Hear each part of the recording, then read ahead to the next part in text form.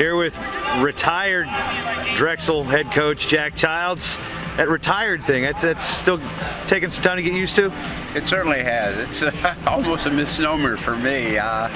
July 1 came around, and for the first time in 30-some years, I haven't had the opportunity. I turned my recruiting list over to Coach Azevedo, our new wrestling coach at Drexel, and but missed the contact with the parents because I was always able to show, campus, and so from that standpoint, it was a big change. And then, but everything else is going well. Obviously, you say retired is just kind of a name. It's not really a practice, as you're here as a member of the board of the NWCA. You've been involved with the Coaches Association for many, many years. What has it been like for you to see the growth of the convention, the Leadership Academy, and the association as a whole? Well, that's been very gratifying. The first year they had the convention was right here in Florida, actually, and I was president-elect at that time. Roger Sanders was the president.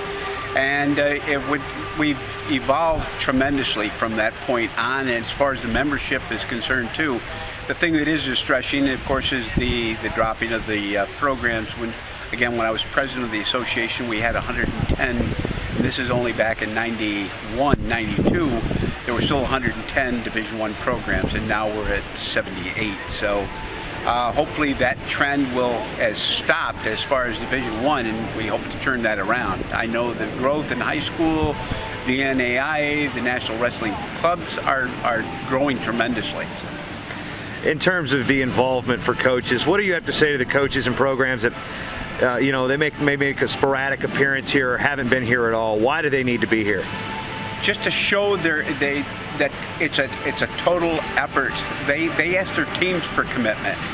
The National Wrestling coaches need the commitment of all the coaches, not just the ones that are here every year, but the entire coaching fraternity.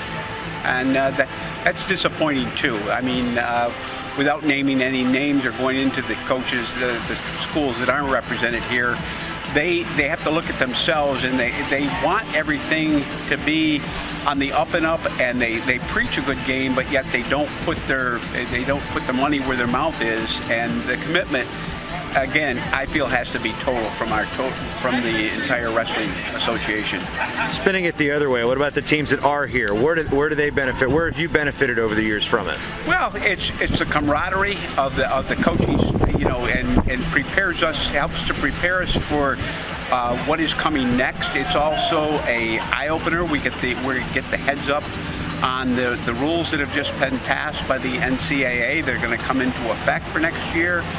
And you network that way too, as far as coaching jobs are concerned, as far as scheduling is concerned, who's doing what, where we are. So it's been to that point. Everybody needs to be here. It's not, and anymore, it's not just on the high school and collegiate level, but the Olympic level as well. And that's, we need to grow. They need to grow through us, as keep our better wrestlers wrestling on the Olympic level.